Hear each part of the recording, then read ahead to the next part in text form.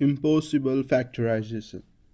So in this video, we are going to factorize this expression x squared plus xy plus y squared. And we have been taught in the high school that this expression is really not factorizable, right? So like you might have seen that while you were trying to factorize x cube minus y cube. The expression that we had was x minus y, x squared plus xy. And we did not factorize it further because we were told that this is not factorizable, right? So, but in this video, we are going to factorize the unfactorizable. So that's why I have named it as explicit content. And yeah, such logos have been inspired from Maths 505. And I definitely recommend you guys to check his channel as well. Okay, so let's see how we can factorize this expression. X squared plus xy plus y squared. We know that to factorize, like we basically search for, like let's say if I have x squared plus 5xy plus 6y squared, we search for numbers so that sum is 5, product is 6, right? And if we know that it's 2 and 3 in this case, so we write it as their sum. Yeah, and now we can take x common, x plus 2y, we can take 3y common, x plus 2y. Now again I can take x plus 2y common, and that gives me x plus 3y. So now this is in terms of product of two expressions, and that's what factorization means, right? So in this video, like in this problem, we want to factorize this. So we want to search for numbers whose sum is 1 and the product is also 1. So for product to be 1, it's either 1 1 or minus and minus 1, but none of their sum is 1, right? 1 1, the sum is 2, minus and minus 1, the sum is 2, right? So it's just pretty impossible. And the tool in maths that has been making impossible the possible is complex numbers. Complex numbers. We will try to use complex numbers to solve this. Yeah, complex numbers like is basically the combination of real and imaginary numbers, right? And yeah, like an imaginary number I imagine this iota, which is defined as the square root of minus 1, and if there's, let's say, the sum of a real and imaginary number, this is called complex number. And what we'll try to do is we'll try to use complex number to first find three different cube roots of unity, and then we'll use cube root of unity as the numbers which will be added and multiplied to get the expressions. Okay, if you don't know about the cube roots of unity, let me just give a slight intro to that. So yeah, we know that, let's say if I have an equation x cube is equals to 1, definitely one of the solution is x equals to 1, right? So in real numbers, this is the only solution, but if you extend your domain to complex numbers, there are two more solutions. And how you find that is, first of all, you can take 1 to other side. Now you can factorize this, x minus 1, x squared plus x plus 1, right? So yeah, either the first expression is 0, which gives us our real solution, or the second expression is 0, right?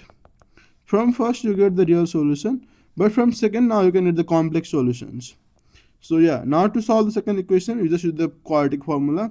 X is equals to minus b plus minus square root of b square minus 4ac by 2a. So this is minus b plus minus square root of 1 minus 4 by 2.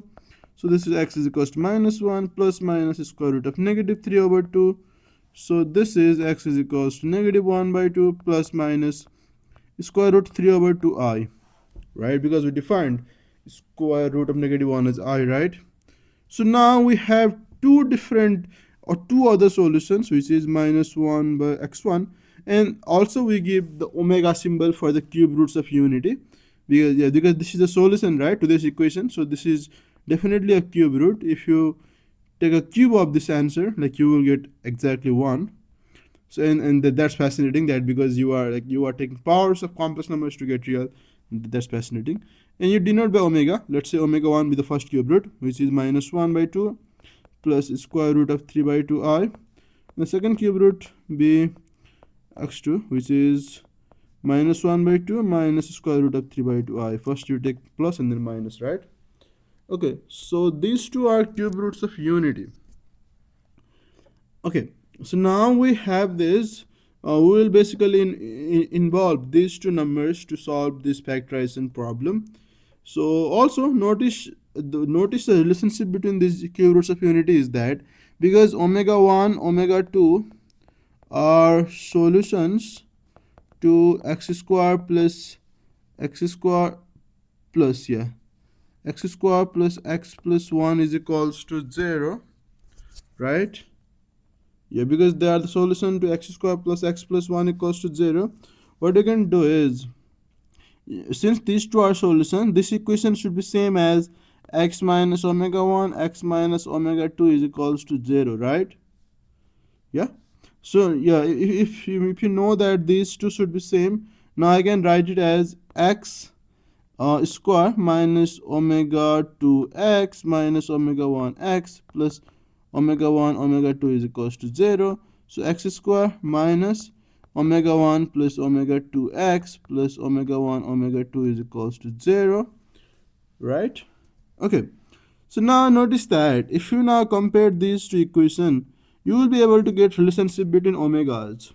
From here we know that if you compare the second coefficient of x, negative of omega 1 plus omega 2 is just 1, so that means omega 1 plus omega 2 is just negative 1, right? And from the comparing the constants, you get omega 1 omega 2 is just 1.